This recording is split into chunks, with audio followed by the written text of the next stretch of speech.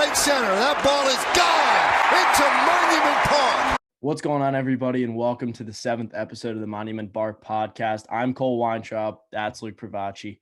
And when we take a step back and look at some of the more depressing weeks in our lives as a Yankee fan, this has got to be at the top of the list. Nothing good happened. I'm pissed. Luke's sad. Let's get this depressing episode over with. Luke, how you doing? It's been 8 days since we last talked. Yep. And we won one game. I'm pretty sure you told me that we were supposed to win 5 out of 7, and that hit the fan. As soon as the episode ended last week, I started telling you about how there are going to be some boring weeks in our podcast, and this was going to be one of them because I know what we're going to do. And I said we're going to go 5-2, and you flip it backwards and take away one of those wins, and then here we are. It's not good. Not good. When we created this podcast, I was envisioning all the good times we were going to have with the playoffs and all the trade talks we were going to talk about, the pennant races. And to think that we were going to get swept in May by the Detroit Tigers wasn't something I had mentally prepared for. And that was the back half of the week. Not even including the front, which included 2 major injuries and just 2 disasters of the game. Like, I don't know. We Tuesday, Kluber got hurt, and it just never turned around from that. Steven Matz struck us out 10 times. Kluber got hurt. Voit got hurt. Kluber's getting a second and third opinion, apparently. Did you read that? He said he's getting a second opinion, but then it already added that he's getting a third opinion too. So I don't really know why even, I don't know. So yeah, he's going to be on the shelf. It doesn't even, the original diagnosis was he's out for a month, no throwing, and then he'll have to build back up. So the date I had was second week of August in my mind on Yankee time. Because if you do like the real math, it would put him in the last week of July. But then I added another week and then a couple of days. Like you take into account off days and all that, it just shakes out. I would say second week of August if I had to bet. Yep. And then Voigt's out indefinitely with the grade 2 oblique strain. We've had grade 1 oblique strains take players out for multiple months, and this is a grade 2. So I don't know when Voigt's going to be back. And it doesn't seem like there's a lot. Jesus. I'm so sorry. I need to fix that. All right, continue. Sorry. At least there's something going on in this episode. Am I right? Okay. And then where was that? Voigt's gone forever. Hicks is in a cast. Kluber's never coming back. We got rained out Wednesday. Everyone's tweeting. You're calling shots on how we're going to get carded by rookies. It's just bad news. It really is. Yeah. Speaking of calling out, freaking major league debuts. I mean, I saw it last year. I saw it with Ian Anderson just annihilating us, taking a no-hitter until like the 5th inning. I was like, coming off that, brutal loss with all those injuries going in. I remember we talked on the phone for probably like an hour before the game. And, I was trying to make it sound positive because, I'm a positive, optimistic fellow. Not really. But I just wanted, butter things up so we could just go into this doubleheader, maybe catch a sweep and then just, carry it into the Detroit series, which I thought was going to be a cakewalk, and it just wasn't. So going back, Wednesday gets rained out, so we play 2 on Thursday. I was thinking to myself, now we only got to play 14 good innings. We don't have to play 18 good innings. I thought it was, a good thing. And I guess you could say a split in this kind of week was, a success. Game 1, though, I said in that tweet before, I said, I'm calling it right now. Alek Manoah is going to dice us up like a Thanksgiving Day turkey or carve us up, sorry. And it just happened. We just didn't hit off him, and it looked like we went up there with blindfolds. His like whole family's at the game. They're like screaming his name. It's like louder than any other fans at the game. It's like, where is everybody? It's like, did no one get the memo? Did no one get the invite that the Yankees are playing today? Like, show up to the game, please. Manoah's final line goes 6 innings, 2 hits, 2 walks, 7 strikeouts, no earned runs. Brutal. That's absolutely brutal. Terrible. You get back-to-back home runs from Marcus Semien, the Yankee killer, and Bo Bichette, the Yankee killer. And that's how the game ended. Pretty much. The Yankees lost 2-0 in 7. Probably the most pathetic game that I saw them play. I was so mad and so upset that I had to, eat my tears away with Tito's burritos and, some chicken wings because, I wasn't feeling good. I said that I'm not even going to watch the second game, and I really didn't. But not speaking of the second game, I mean, Herman, 5 2/3, 3 hits, 2 earned runs, 2 walks, 5 strikeouts. I'm pretty sure he went into the start with a 3.05 ERA, and he left the start with a 3.06 ERA. So he pitched to his ERA, and it's a pretty good ERA. So he didn't do bad by any means. If this was, I mean, he threw 99 pitches. It's a little heavy, but I mean, he almost got through 6, and I'll take that. But when the bats aren't going, and this happens again throughout the week, when the bats aren't going, you can't accept and that a start like that doesn't satisfy you like at all. Like you can't be okay with that. Like I can't be okay with that. I know you can't be okay with it. We didn't win the game, and that's all that matters. Miguel Andujar, both of our hits, kind of similar like today. Just yeah. I mean, we didn't score any runs, so it didn't really matter. Go to the second game though. Yeah. No, that was, I mean, the only win of the week. And it seems like it was forever ago. It was a 7-inning fake game doubleheader. I hate the rule 7 innings, but I mean, there's not much we can do about it now. I don't know. Sanchez went deep. Judge hit a bomb. Gio hit a double. Monty did his typical 4 2/3, 5 hits, 3 runs. And then Loaisiga and Green shut it down. But it's just we ran into a couple like lucky type, like Judge hit a home run on a 3-0 count on a get me over. Sanchez hit a bomb, which is going to do once every 2 weeks. That's typical. It was a win that even though we won the game, there wasn't anything that translated from that game into future games, and you knew it when it was happening because it was just these things happen sometimes with our lineup where we'll hit a couple home runs and then the pitching will bail us out. And you would think that would happen more than once in a week where we play the Blue Jays and the Tigers, but just didn't go our way. There isn't much positive to bring. The bullpen's still good.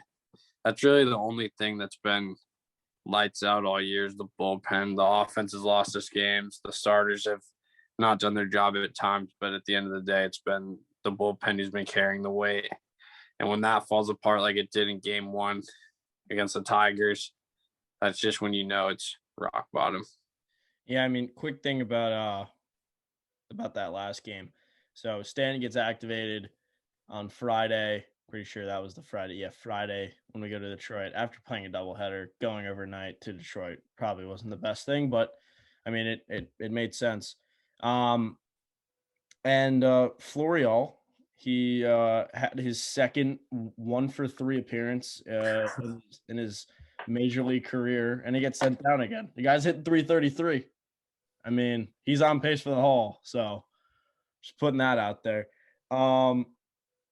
So yeah, go to Detroit, and you get 6 innings, 6 hits, and 1 run from Garrett Cole. I mean, not the sexiest start, but it did the job. You said something about how the bullpen was lights out, and I forgot to mention something. So I was watching baseball tonight, no pun intended, on ESPN, and Jeff Passan's talking about how brutal the Yankees are going right now. He said nobody can hit. The starting pitching has had issues, and the bullpen has too. All right. First off, the bullpen hasn't had issues. Once in a while, it's had issues, but that's literally every bullpen. We don't have the nasty boys in our bullpen, so that's gonna happen. We don't have Rob Dibble. We don't have Norm Charlton, and we don't have I forget the other guy's name, but you know what I mean. It's just not going to be perfect every game. So when you say that our bullpen hasn't been good, that's false. Our starting pitching was like historically the best it's been up until this week, and the offense isn't bailing out the starting pitching. And when Corey Kluber gets hurt, and you have to bring up a guy like Davy Garcia, I mean, you expect more from Davy considering he's facing a bad team, but I mean, the starting pitching really hasn't been the problem here. It got hurt. Exactly. It got hurt with Kluber, and we don't really know when he's coming back. And I know we're gonna have to address it somehow if we're gonna get our heads out of the gutter. But to say all that, I mean, yeah, the offense is our biggest issue, and he's going on and on about the Yankees and Gleyber Torres' defense. They're a big Trevor Story. Like, that's not going to help. I don't know what it is, but like getting Trevor Story, like I don't really want that. Like I don't. The same thing with the Joey Gallo. Those are the same. It's the same to me. Like they're just both high strikeout guys coming into a lineup full of high strikeout guys. Probably less strikeouts from Story, but it's just like another right-handed hitter. Like it's just not what we need. Like you say something about Gallo. That's a lefty, but that's 200 strikeouts. You get another right-handed hitter. That's not what we need. We need to go get a balanced left-handed switch hitter, and we just bring it up every episode. And I'm sick of bringing it up. We'll probably, talk about it 24 times near the deadline if we're even in, contention. Quick note: if we get swept by the Rays, we'll be 8.5 games back of first place. We'll be sellers in the market. We'll be full-blown sellers. Yeah, and then we got to go play games against the Boston Red Sox, who, have been playing good baseball this year. So this is not the time to be, carrying our whats and hanging our heads, because we got important baseball games to play that could define the rest of our season, and you got to start winning now. Like you have to. You got to split series here. You got to split a series from the Rays. You got to split a series with Boston.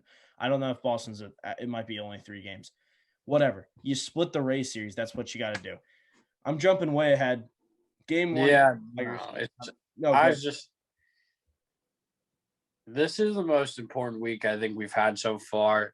There's been weeks where it's felt must win, but our backs haven't been against the wall quite like it is this week, and we already dropped the first one. They just gotta dig deep, honestly. It's getting real spooky if they don't win a couple games here this week and stay afloat until reinforcements come, or they figure something out, or they fire the hitting coach, they fire the manager. Something has to change. It's just the same old story since 2018. We've had good stretches and bad stretches, and then run into the same problems every year and just haven't addressed them in the ways that we've needed to. It's just it's a depressing time to be a Yankee fan. And the fact that we both had technical difficulties in the first 5 minutes of this episode just was really fitting. As soon as you started talking, my every app on my phone just notification. My do not disturb's on. It's just still flying. I don't know what to do with it anymore. It's just very it's honestly rock. It's the lowest point it's been in the regular season in a really long time. And I don't know. We keep talking about the balanced lefty bat, this and that. There isn't one player or one solution to the grand problem of just how the team's constructed. And I don't know where to go from here. A lefty bat would help, like we said, but it's not going to solve anything at the end of the day. You got to wake up. You really do. So I told you about the Cole start. 6 innings, 6 hits, 1 run, 5 Ks.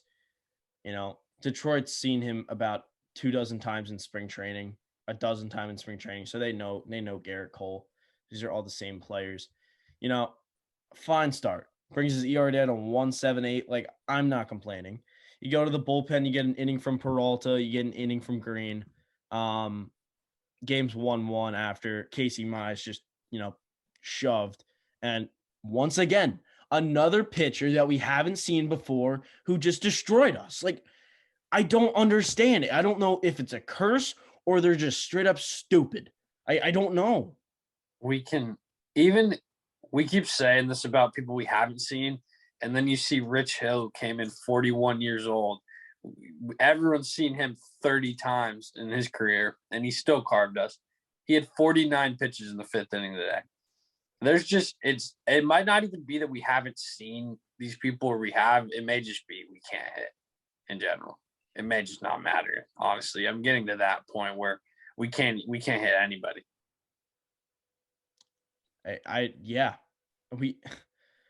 So it's 1-1 going into the 8th inning, 7th or 8th inning. Hold on.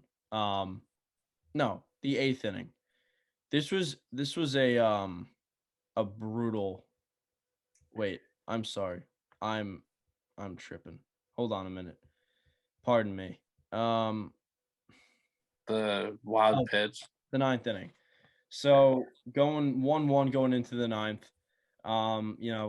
Typical. They bring in Gregory Soto, hard throwing lefty. Typical Gary starts off the inning, pop up to the first baseman in foul territory. There's one, and Duhar comes up, gets a base knock. We bring in Wade. Wild pitch. This guy literally had no idea where the ball was going. Wade gets the second. LeMahieu walks. Tyler Wade to third on another wild pitch. So you had first and third. LeMahieu tried to draw a throw, but they didn't throw it. And then so you have first and third, 1 out. All you have to do, pretty much, all you have to do is just hit a fly ball, and you got two of the strongest hitters, two of the strongest, baseball players coming up, and Giancarlo Stanton and Aaron Judge. And what happens? This guy magically finds the strike zone. Actually, he did not find the strike zone against Stanton. Stanton was just swinging. I don't know what Stanton was swinging. Threw the slider every time. None of them were strikes. And then he chased 3 sliders, and then it was done. And then he strikes out Judge and Judge looks lost. And this guy's acting like he just threw a no-no. That's embarrassing. We can't hit with runners in scoring position. We can't hit with nobody on. We can't hit with green eggs and ham. We can't hit with a man in a tree. We can't hit, we can't hit. Gets to the 9th. It was a crazy 9th inning. So Jonathan Scope leads off with a walk against Chapman. So you're uh-oh, bottom of the 9th. And then we strike out Mazzara, and then Gary throws him out at first base, Scope at first base, which was hype. You get 2 outs and 1 pitch, and it wasn't even a double play, and then we get a fly out. So then go to the 10th, and Glaber strikes out. It's Gio strikes out, Glaber grounds out. So you're already in a two out hole, and Judge is on third base. Not what you wanted. You'd rather have Judge on third base with 1 out. And a pass ball by Jake Rogers. Jake Rogers literally. He stinks. He stinks bad. Blindfolded. So bad. Gets away. We score a run. Odor ends up singling his 4th hit of the day. Shout out Rugi. He was the one who hit the home run off Casey Mize because Rugi's just clutch. And then Frazier strikes out, of course. And then we go to the 10th. And my friend had just left, so I only caught the last couple batters. We get a fly out to begin the inning, 1 out. Then they bring in Victor Reyes. Victor Reyes hits a ground ball, moves the guy to third base. So then you got 2 outs. And then you get a 2-strike count on Robbie Grossman. And it looks like Wilson kind of throws a backdoor cutter. Clearly a strike. Maybe not clearly a strike, but Gary stabbed at it. Gary's setting up inside, but then flinched his glove because he doesn't know how to catch a baseball. and strike three, but it's called a ball. And it now that I'm thinking about it, it was giving me like Lonnie Chisenhall off the knob and then Francisco Lindor hitting a grand slam in the playoffs. It was just like from like high, like, oh my God, like that's strike three, like we win the game, to that's not strike three. How about Robbie Grossman hits a 2-run home run on his weak side, I'm pretty sure, is right-handed, and Robbie. walks it off on the Yankees. Like, that is so embarrassing. We just got walked off by the Tigers. We shouldn't even be in a position to get walked off on. It was such a punch in the face to see that ball go over Clint's glove. Obviously, it's not Clint's fault, but the same night, Tauchman brings back a home run to keep the Giants alive. Like, just the baseball theater that those two would happen on the same night it was a tough overlay. Actually, I think the Mike Tauchman robbery, made my night a little bit better. I don't know. I just can't.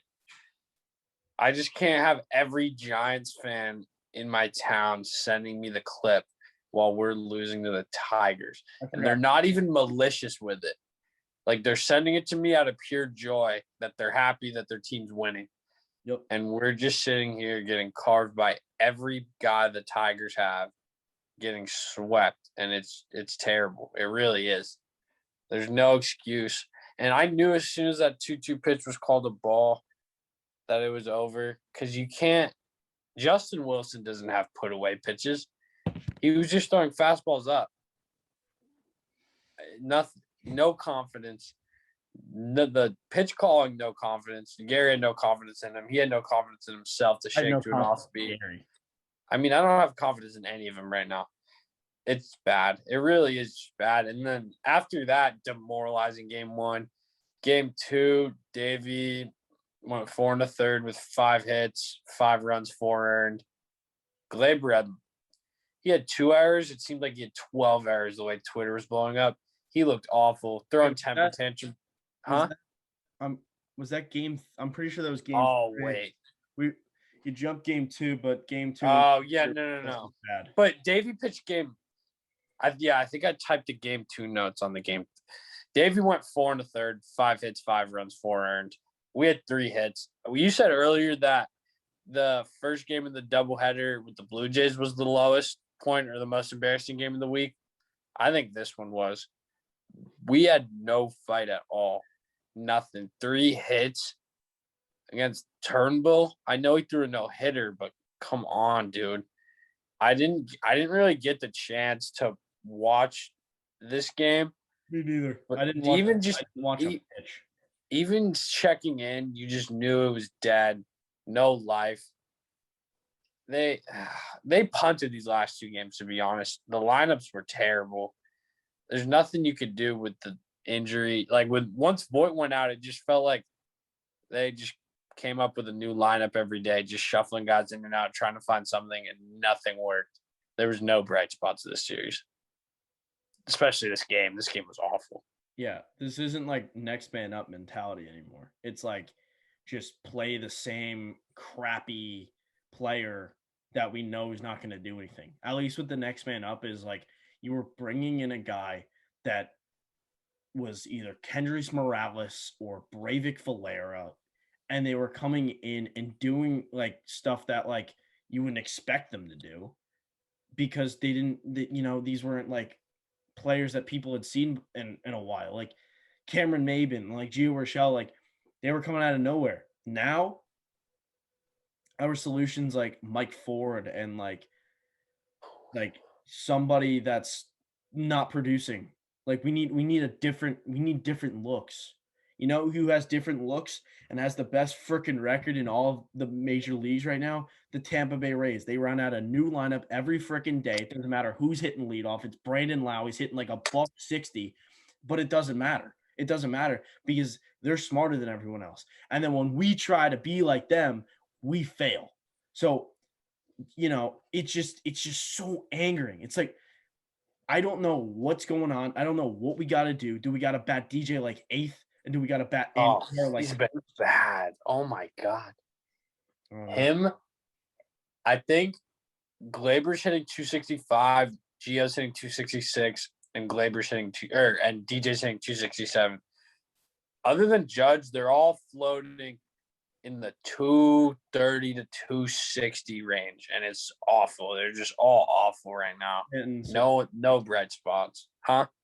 Stanton's also hitting 260. I think LeMahieu's down in the 250s now. Really? I think it's two. I'll double check. I'm pretty sure though. I can't imagine him being in the 50s. I mean, he probably will be after tomorrow. Today. Huh? He went over today. I feel like he hasn't had a hit. He had a little hitting streak going, but nothing. Yeah, 262 now. I mean, right there. He's right there. Yeah, it's just embarrassing. I told you a couple days ago, like I was looking at the Astros lineup. You got Brantley, you've got Gurriel, you've got Altuve, you've got Bregman, you got Alvarez. These guys are all hitting 300. And then Carlos Correa is hitting like 270, and that's our like second, but that's better than like everybody in our lineup pretty much, other than Judge. Like it's pathetic. It's like where are you guys? Like what are you guys doing? Like hit the batting cages. Like literally you could play anybody. Like you could find someone in the Bronx selling hot dogs and they'd still be putting up the same amount of runs because we're putting up 0.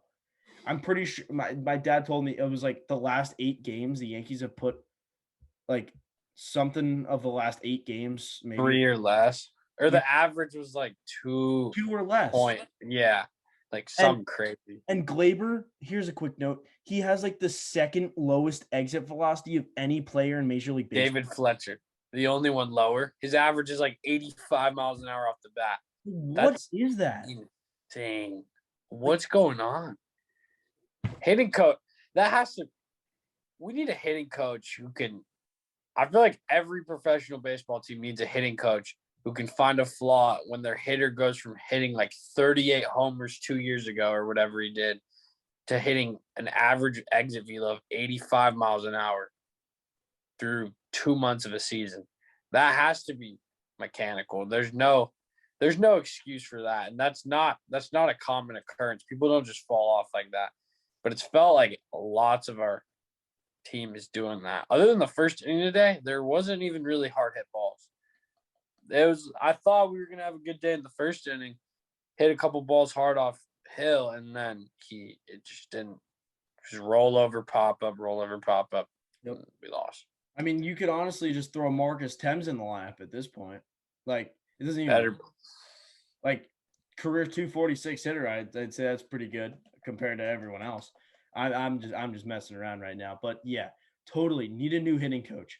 Find someone, maybe not a Chili Davis, like a guy that like wants you to hit line drives. I mean, I'm down for line drives, but I need hard hit baseballs. I don't know Marcus Thames' like philosophy on hitting. I mean, like being a 246 career hitter in an era that he played in was not impressive at all. That's like a 210 hitter, 220 hitter now. So I don't know what philosophy he's going on, but it's clearly not freaking working. So why don't we change something up? Why don't we call someone else up and have them do something? I did not watch a second of game 2. I was actually at Somerset, which is the Yankee affiliate, Somerset Patriots, and I was fortunate enough to see Zach Britton's first rehab game, and he looked pretty good. He was forcing a lot of ground balls. He was facing the number 17 prospect, Austin Martin, who was hitting leadoff. Met him, cool dude. Shout out Austin Martin. And then I met, batting second was the 35th prospect in baseball, Jordan Groshans. Cool dude. Shout out Jordan Groshans. Hopefully they're not Yankee killers when they come up. They're in the Blue Jays system, just to give you a heads up. And they probably will be. And he forced a couple ground balls. I think one guy got on, but, just looked pretty decent all around. I remember hearing an interview from him when he first was throwing his bullpens that it just, like, felt a little weird, like he didn't really have his stuff. But, I mean, he throws a sinker. He's going to get ground balls. So, I honestly, like, Zach Britton's like really good, and I'm like excited for Zach Britton. But right now, like he's not gonna do much. He's just gonna be an extra arm in the bullpen. And I guess that helps. Like I guess like if we get that good start and then that one stinking run, at least we got Zach Britton in the bullpen to go to because we need someone to lock it up. But yeah, looking forward to that. I know it doesn't really sound like I'm too Yeah, it's got it, but I'm just like so depressed. Yeah, this and the Severino starting his rehab assignment next week is also intriguing. But if we keep playing the way we're playing, they better not rush him. If we have a bad week this week and it rolls over into next week, then there's no reason to rush him if we're just going to keep falling off like this. None. Even with Britain too. I don't want to see any re-aggravation stuff, any of that, because we're rushing them back to try to save a team that can't hit. Yep. No reason. But I mean, if we turn it around and these guys come as we're hitting our stride, it would be a big boost to the I mean, yeah. rotation. I mean, bullpen. it's totally right. I mean, yeah. I don't really know what else to say. Move on. There isn't much else to say. When we're playing this bad, it's hard to come up with ways to spin it in a positive light because it's all the topics we've talked about over the first 7 episodes are based off the fact that, or assuming that we're going to hit and win and play well. And when that doesn't happen, it's hard to keep coming up with new ways to get better and fix things and get ready for potentially the postseason when it's not even looking like we're going to be in the postseason at this rate. Yeah. I don't know. Yeah, sure. Game 3. When I saw Michael King starting this one, I just thought, here comes the brooms. And I was right. King wasn't too bad. I think he gave up a couple runs. Cortez gave up a couple runs. Glaber made like 2 trillion errors. He went in the dugout, acted like an idiot. People are like, "Oh, good to see Glaber act like that." I don't really care. No, our manager needs to do that. We don't need the players doing that. We need the manager to go out and yell at them and get kicked out of a game. Something try to fire us up. Seeing Glaber do that, it's only going to make him play worse. Or he'll end up being like Huascar, who like slams the bench and like breaks his hand and then he's out. Honestly, I mean that would just like literally. I put on my story today. I said we're like the bad news bears. Like everything's going wrong, falling apart. Gary had a bonehead base. I didn't really see this, but I remember seeing that we had first and third in the last inning, down 6-2, and I was like maybe, but I'm pretty sure Gary had the only RBI hit with runners in scoring position. I believe we ended the series like 1 for 25 with the runners in scoring position. Like that is the epitome of just bad baseball. Like that is terrible. It was either. I'm trying to think. It was either 6-0 or 6-1. First and third, 2 outs in the top of the 8th, and he hit like a ground ball in the hole, and it was like a jump throw territory type play, and he beat it out and took a turn towards second, and he was running to second like he was gonna make it, and then he stopped because I think he thought the ball went out of play. And he just kind of like started trotting, and then he just got caught in a pickle and just gave himself up. And it sums up the series pretty well when stuff like that's happening on the only hit with runners in scoring position in what feels like an eternity.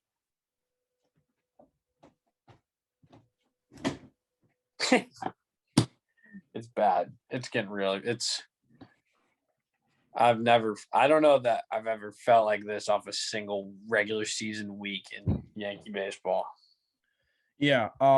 So the 1 for 25 or 1 for 26 or whatever the heck it was, that's like putting a bunch of pitchers up there and crossing your fingers. I'm sure if you put all the Yankee pitchers up there, you'd probably get better than 1 for 25.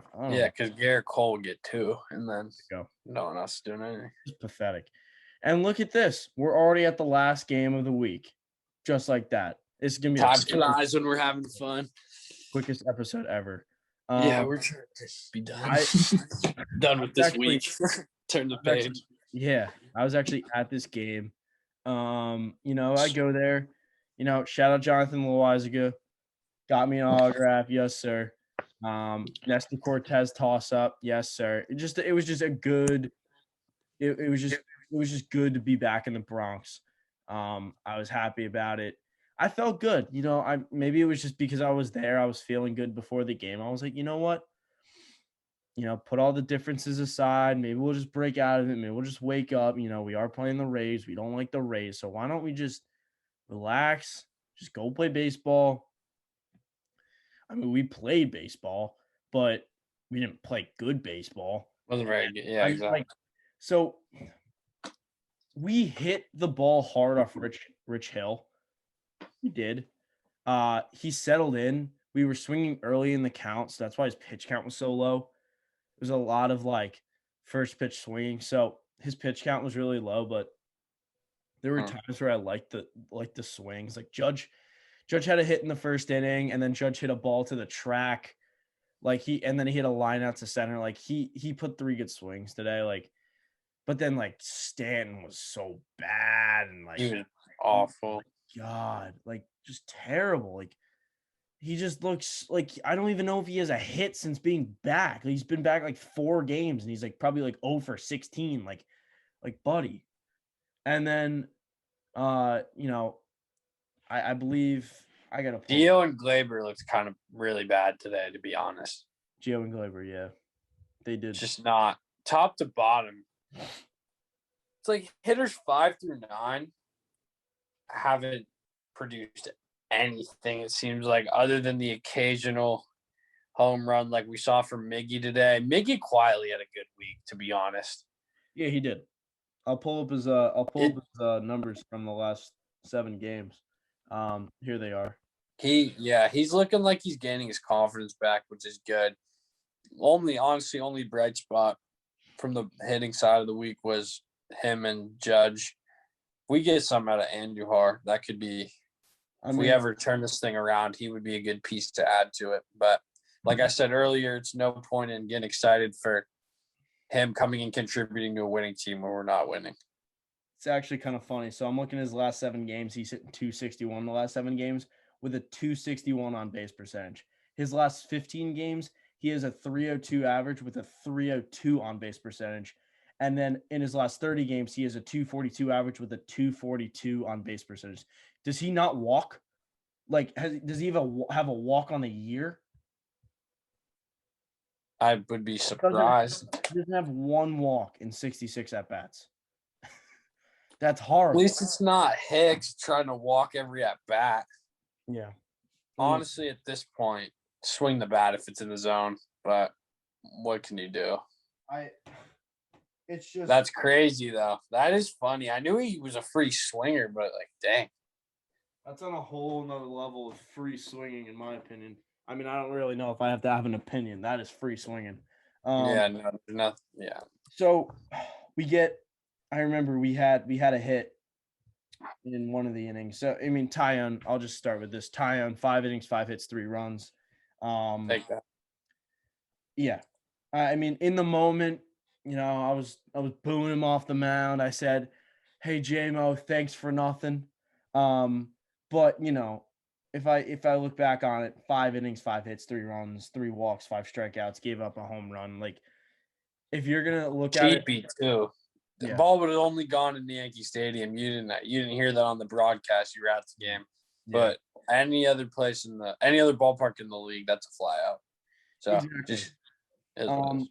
But when you're it's just another example of when your pitcher gives you a better than subpar start and you can't hit, it's like he just gave up 8 runs, because it doesn't matter what hole they're in. They're down in a 3-0 hole or a 12-0 hole. We're still going to put up the same 0 or 1 stinking run. And yeah, just terrible. So in the 5th inning, down, I believe, 3-0. Yes, 3-0. Higashioka strikes out to lead off the inning, but Gardner walks, and you feel like this momentum shift. Like Guardy's on, like chance to steal maybe. And LeMahieu comes up and hits an absolute seed at Yandy Diaz, and he just like makes a full-on diving play and turn the double play. At that point, I was like, all right, that stinks. Now we're gonna lose. I was trying to stay positive, and then they put JMO back out there, and he, Glaber makes a throwing error. He threw that ball in the outer Literally, space. literally, it's a Oh ball. my God. It's a ball like right at him, and he decides to backhand it. Like, what? Like, why are you backhanding that ball? That ball's literally like in front of you, and it wasn't like a short hop where you like catch it in front of you. Literally, like he played it, and he let the ball play him, and then he just went backhand. I was like, okay, that was a little weird. Like, what are you doing? And then he makes that kind of throw, totally off. And then he walks Taylor Walls. I was like, who is this? I mean, they traded Willie Adames. I guess this is their prodigy in the minors. He's some Florida. He's a Florida State kid. Just wait till Wander comes up. Oh, I know. He's getting outplayed by one of their other infield prospects right now in the minors. They showed a graphic. The prospect's hitting like 310 with like 6 bombs, and then Wander. Is it Wander?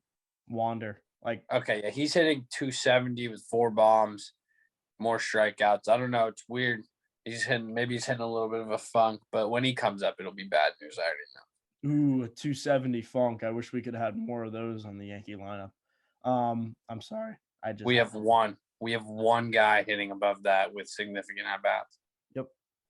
And then Litke comes in, like my favorite, strikes out Zunino, gets a ground out, and then Manuel Margot lines out. Awesome. Thank God. I'm gonna admit it. I did get mossed on an Aaron Judge toss up today. I did feel like after it. I felt inferior. I'm about lasagna though. I did get a Jonathan Loizaga autograph, so that's sick. For it. That's sick. Yes, sir. I was gonna say Johnny shout out the pod, but he probably wouldn't have understood. He doesn't have time to think. Yeah, he didn't have time. He didn't have time. He wasn't coming into this game anyway. But and Duhar hits a 2-out. Like, it just felt like we were just getting guys on with 2 outs and then just shutting out the inning. And Duhar hits a 2-out home run. They bring in Gary. He walks. Shout out Gary Sanchez. He's over the Mendoza line. That is beautiful. And then Gardner strikes out to end the inning. Pete Fairbanks acts like they just won Game 7 of the World Series. Whoop-de-frickin' do. To get another ring. Yep. Wandy, lead off knock, but he gets a double play ball and then strikes out. Like, the bullpen was just on. Good. Very good. Held it the whole time. Yep. Bottom of the 8th, LeMahieu and Stanton both lead off with strikeouts against Ryan Thompson. This guy is literally like Darren O'Day on steroids, and we can't hit him. Never gonna. Aaron Judge fly out. He hit it pretty hard. Next inning, line out, ground out from Sessa. Okay, it's 3-1. How many times have you seen the Yankees score 2 runs in an inning? Ever? At least 500 times. And Urshela grounds out. Torres flies out. Odor comes up and doubles. But at that point, I was like, "There's no way Andujar does anything here." And this we already had 2 hits. There was no way he was just gonna go yard again. Yeah, and J.P. Fearheisen, who we've never seen before. I'm just gonna keep bringing him up. The guy they got back in the Adames trade strikes out Andujar in a brutal swing, and that's your ball game. A little controversy after the game on Twitter about Jameson Taillon not owning up to his start. I heard about it. He was very sincere. He was upset. He said that breaking ball to Meadows was on him, even though it was a fly everywhere else. I believe it was the first pitch of the inning, and just left it up. And you hang it, we bang it. I mean, that's really what it is. And he owned up to it. I respect that. A lot of guys will just go in there and just be like, "Yeah, I made my pitches. Yeah, I did my thing. I'm satisfied." He did bring up the run support. It'd be better to pitch with runs, but that's kind of obvious. Any pitcher wants to pitch with runs. I don't really think he needed to say that because that would just bring on what Brian Hoke tweeted. But then Yeah. you got another sincere, response from Tyone after that tweet. So, if Jamison Tyone can just, I hate his 5 ERA. It's really bothering me. But if he can work it down to like 4.7, like I'm fine with that. His whip is like matching his career. He's got a 1.26 whip this year, a 1.25 whip in his career. So like that's cool. I'm not worried about that.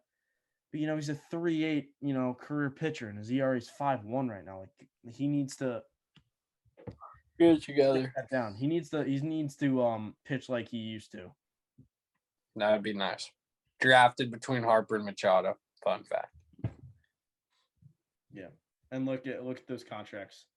Jamison Tyone gets nothing. So brutal. That's what 2 Tommy Johns gets you. And cancer. The poor guy, dude. Cancer. Battled so much. Getting hit in the head with like 2 line drives. Like I genuinely feel bad for the guy. And like so bad. He's had every roadblock. But then I feel so good for the guy. But then when he goes out and pitches like crap, I can't feel, too happy. Like, No. I want to feel good for him. If he pitches well, I'm his biggest fan. That's what I'm saying. So I'm like, this guy, like I boo him off the mound today. And like, you're not supposed to, necessarily boo your own players, but I booed him. The hitters need to get booed more, if anything. Stanton gets booed like nobody else. Yet people think Stanton's still a superstar. Get out of here. Stanton's no superstar. I don't even know what the term superstar means anymore. Is Aaron so many superstar? If Stanton played defense, I would consider them somewhat similar. I don't know. I don't have a grasp on where the superstar line is anymore. I feel like it used to be more clear. Now we have Lindor hitting 200, Yelich hitting like 260. Betts, super slow start to the year. It's hard to dictate right now. I don't know. But nothing's as bad as the Yankees get right now. And that's just as a collective unit. There's individuals struggling, but as a whole, we can't get anything right. So that pretty much, wraps up the week. Do you have anything, else to add about this brutal week? Because we're just going to walk into a brutal random game of the day. Anything less than a split with the Rays and 2 out of 3 with the Red Sox is a disaster. I'll take a 1-3 against the Rays and then a sweep of the Red Sox. We play. Oh yeah. Oh, anyway, give me 4 wins. I don't care which ones. I think we're asking too much. I really do. We're facing Glass now tomorrow. Like, there's no way we win that game. I hope I can, clip this. There's no way we win tomorrow's game. I don't see how we can win. I know Domingo's pitching, and Domingo's been pitching well, but there's no way. No shot. They're complete game cutout. 50. We just got to see. Vegas had us favored today. To win the World Series? To win the game. Oh, to win the game. I was about to say win the World Series. No, win the World Series. No. But just like coming off 5 out of 6 straight losses, we were favored to win the game today. I was like, they're tripping. Usually they're pretty much right. So I would have been. That's what I was saying. I was like, do they know something I don't? And then nope. All right. Well, that does that. We're gonna go to the random game of the day here. Flip it to Saturday, July 1, 2017. I actually did not. I'm gonna be honest. I did not really watch this game. Like, I did not watch the whole game, but I did watch the end of it when things got bad. We lost 7-6. Diane Diaz, who I don't believe pitches anymore, got the win for the Astros. Dylan Betances got the loss for the Yankees, which I'll speak more on that in a minute. And then Ken Giles, Mr. Oh, God, lunatic. You look at the Yankee lineup. It just makes me giggle a little bit. But these batting averages are just so much better than they are So today. much better. Brett Gardner, So- 265. Ellsbury, 276. Sanchez, 283. 283 in July. Oh Didi. my God. 314. Headley, 250. Shout out my boy Chase Headley. Almost, sold us in a playoff game, but he got back up and he got to freaking big. God, that Shout out play Chase. gives me. Ronald Torres, my favorite player at the time, 289. Shout out Ronnie. Ronnie the GOAT. Go follow that page. Ronnie the GOAT, 74, still up. Austin Romine, 245. Chris Carter, okay. That's the exception. 206. Yeah, see, yeah. Aaron Judge pinch hit. Didn't get a hit. Nope. Typical Aaron Judge. But he was hitting 325 with 1134 OPS at the time. And then Clint Frazier. And I believe his first major league game, maybe? One of his Really? major league games. Debut. I know his first bomb. Says he was 2 for 4, and his batting average says 500, so I'm going to assume. And he hit a home run, his first major league home run. Montgomery starts that game before his injury that year. Goes 5 1/3, 5 hits, 3 earned runs, a walk, 4 strikeouts. He's never changed. He's never changed. The guy's never gonna change. I love it. An inning and 2/3 from Green, gives up a hit, and 3 strikeouts, brings his ERA down to 1.86, and then you get to the freaking 8th inning.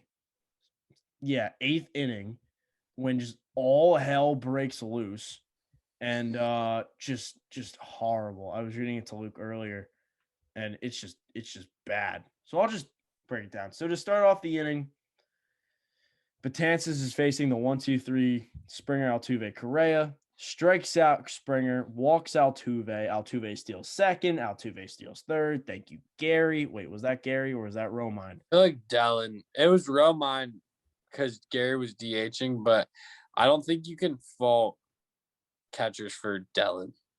That's true. Dellin could not. He's a lunatic on the mound. He never knew where the ball was going. So then you get a ground out to make an RBI ground out from Carlos Correa, makes it 6-3. You got 2 outs. You're feeling good. Let's keep in mind that the Astros were cheating during this time, so double whammy. We were getting cheated and we lost. Well, you would think you would lose if you were, getting cheated. Completely zoned out that this was during 2017. Betances, and it was an away game in Houston. Betances gives up a home run to Evan Gattis. I guarantee it was probably a breaking ball. Exactly. Carlos Beltran walks. Screw you, Beltran.